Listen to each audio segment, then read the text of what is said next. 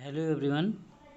आज मैं बेसिक शिक्षा परियोजना जो महत्वपूर्ण है मैं उसे पढ़ाने जा रहा हूँ।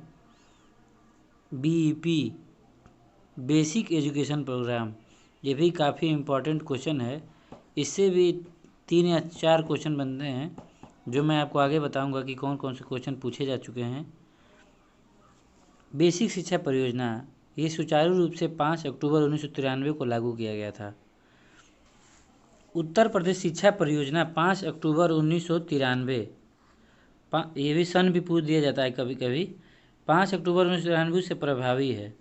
यह परियोजना प्रदेश में बेसिक शिक्षा की सुव्यवस्था हेतु संचालित की गई। इस परियोजना के अंतर्गत बेसिक शिक्षा के सार्वजनिकरण पर मुख्य रूप से महत्व दिया गया। मतलब बेसिक शिक्षा प्राथमिक विद्यालय सार्वजनिकरण, मतलब सभी विभाग में ऐसी सुविधाएं दी जाए और आसानी से शिक्षा उपलब्ध कराई जा सके, इसके लिए बेसिक शिक्षा पर विशेष बल दिया गया। सार्वजनिकरण के लक्ष्य के प्राप्ति हेतु विद्यालयों में बच्चों के नामांकन में ठहराव में वृद्धि करना था। सार्वजनिकरण का मतलब है कि गांव-गांव में कोई भी बच्चा छूटा ना रहे और सभी विद्यालयों में सभी बच्चों का एडमिशन हो सके तथा वो ठहर सके, मतलब वो हर साल लगातार पढ़ते रहें, उनमें ठहराव रहे। इसलिए बेसिक शिक्षा में सुधार के लिए यह प्रस्ताव दिया गया था। और एक इससे क्वेश्चन बनता है कि बेसिक शिक्षा प्रोग्राम 10 जनपदों में 1995 से 99 तक संचालित किए गए थे। तो ये 10 जिले के नाम आपको याद करने पड़ेंगे, जिसमें गोरखपुर, वाराणसी, इलाहाबाद, बांदा, पौड़ी, सहारनपुर, अलीगढ़, नैनीताल, सीतापुर, इटावा। ये भी क्वेश्चन एक बार पूछ चुका है, इसलिए ये इम्पोर्टेंट है। अब बेसिक शिक्षा परियोजना का मुख्य पॉइंट ये है कि उसका उद्देश्य क्या है। ये क्वेश्चन 2 बार पूछ चुका है, 2014 में, 2016 में, इसलिए काफ़ी इम्पोर्टेंट है। बेसिक शिक्षा परियोजना का उद्देश्य क्या है, सबसे मेन पॉइंट यही है। इसका 4 उद्देश्य था जो महत्वपूर्ण है। पहला है विद्यालय सुलभ कराना, 300 आबादी वाले ग्रामीण इलाकों तथा 1.5 किलोमीटर की दूरी के अंदर स्कूल खुलवाना। ये इसका मुख्य पॉइंट है कि मतलब जहाँ जिस गांव में 300 आबादी हो उस ग्रामीण इलाके में 1.5 किलोमीटर दूरी के अंदर स्कूल खुलवाया जाए ताकि हर विद्यार्थी स्कूल आसानी से जा सके, इसलिए ये काफ़ी इम्पोर्टेंट है, विद्यालय सुलभ कराना। दूसरा है नामांकन,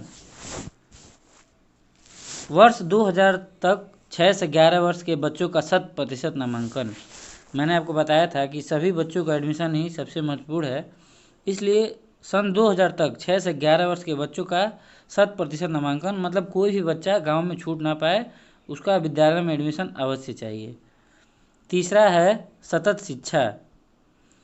सतत शिक्षा, सभी को शिक्षा लगभग 5000 ग्रामीण इलाकों पर, मतलब सभी को शिक्षा लगभग 5000 ग्रामीण लोग, मतलब कोई भी इससे अछूता ना रह जाए, ये सतत शिक्षा है। चौथा है उपलब्धि, वर्ष 2000 तक विद्यालयों में नामांकित बच्चों में न्यूनतम अधिगम स्तर की दक्षताएं विकसित करना। अब इसमें न्यूनतम अधिगम स्तर क्या है? न्यूनतम अधिगम स्तर का यही मतलब है कि जैसे मान लीजिए कोई बच्चा क्लास 1 में पढ़ रहा है तो कम से कम उसे इतना नॉलेज होना चाहिए कि कम से कम वो 1 में पढ़ रहा है तो उसे नॉलेज रहे, जैसे 1 में वो पढ़ रहा है तो उसे गिनती आनी चाहिए। यही न्यूनतम अधिगम स्तर है, इसी के हिसाब से शिक्षा चलती है।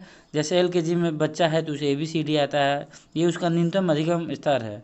मतलब वो किसी कक्षा में तो उसे कम से कम कुछ तो कुछ आना ही चाहिए, जो न्यूनतम अधिगम स्तर है। तो इसमें उपलब्धि यही है कि उसे कुछ न कुछ तो आता रहे, ये नहीं कि सिर्फ पढ़ रहा है और पढ़ता ही रहे, उससे कुछ आए ही ना, इसलिए न्यूनतम अधिगम स्तर उसका अच्छा होना चाहिए। अब इसमें देखेंगे कि कौन कौन से क्वेश्चन आ चुके हैं। इसमें उद्देश्य पूछा जा चुका है, डायरेक्ट पूछा है कि BEP क्या है, फुल फॉर्म पूछ चुका है, उसका उद्देश्य पूछ चुका है, जनपदों के नाम पूछ चुके हैं। बस इससे ज़्यादा कोई क्वेश्चन इससे बनता नहीं है। धन्यवाद।